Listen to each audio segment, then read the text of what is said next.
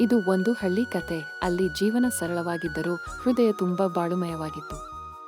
ಆ ಹಳ್ಳಿಯಲ್ಲಿ ತಾಯಮ್ಮ ಎಂಬ ವಯೋವೃದ್ಧ ಅಜ್ಜಿ ಇದ್ದರು. ತಾಯಮ್ಮನ ಮನೆ ಹಳ್ಳಿಯ ಮಧ್ಯದಲ್ಲಿ ಹಸಿರು ತೋಟಗಳ ನಡುವೆ ಇದ್ದಿತು. ಪ್ರತಿ ಸಂಜೆ ಅಜ್ಜಿ ಹಳ್ಳಿಯ ಮಕ್ಕಳಿಗೆ ಕತೆ ಹೇಳುತ್ತಿದ್ದಳು. ಅವಳು ಹೇಳುವ ಪೌರಾಣಿಕ ಕತೆಗಳು, ಹಳ್ಳಿ ದೇವರ ದಂತಕಥೆಗಳು ಮಕ್ಕಳ ಮನಸ್ಸಿನಲ್ಲಿ ಕಲ್ಪನೆಗೆ ಆಹಾರವಾಗುತ್ತಿತ್ತು.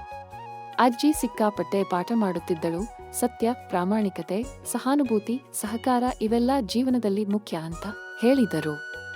ಮಕ್ಕಳು ಆಕೆಯ ಸುತ್ತ ಕೂತು ಕುಳಿತಾಗ ಆ ಹಳ್ಳಿ ಮನೆಯ ಹದಿಹರೆಯದ ಗೋಡೆಗಳು ಸಹ ಆ ಕತೆ ಕೇಳುವಂತಾಗುತ್ತವೆ ಎನ್ನುವ ಭಾವನೆ ಮೂಡುತ್ತಿತ್ತು. ಅಜ್ಜಿ ಮಾತುಗಳಲ್ಲಿ ಪ್ರೀತಿ ಕೂಡಿತ್ತು, ಸಂಸ್ಕೃತಿ ಕೂಡಿತ್ತು. ಒಂದು ದಿನ ಅಜ್ಜಿ ಅಸ್ವಸ್ಥರಾದರು. ಹಳ್ಳಿ ಜನರು ದೊಡ್ಡ ದಿವಾಣದ ಬಳಿಗೆ ಸೇರಿ ಅವರ ಆರೋಗ್ಯಕ್ಕಾಗಿ ಪ್ರಾರ್ಥಿಸಿದರು. ಬರೆದ ಕತೆಗಳಂತೂ ಮಕ್ಕಳ ಹೃದಯದಲ್ಲಿ ಉಳಿದವು. ಅಜ್ಜಿ ಬಾಳಿನ ಪಾಠಗಳು, ಅವಳ ನೆನಪು, ಅವಳ ಮಾತುಗಳು ಹಳ್ಳಿಯ ಮಂದಿರದ ಗಡಿಯಾರದ ಗಂಟೆಯಂತೆ ಸದಾ ಮುಂದುವರಿದವು. ಅಂತಹೂ ಅಜ್ಜಿ ಬದುಕು ಒಂದು ಪಾಠದಂತೆ. ಕಾಲ ಕಳೆದರೂ ಆ ನೆನಪುಗಳು ಮರೆತು ಹೋಗಲಿಲ್ಲ.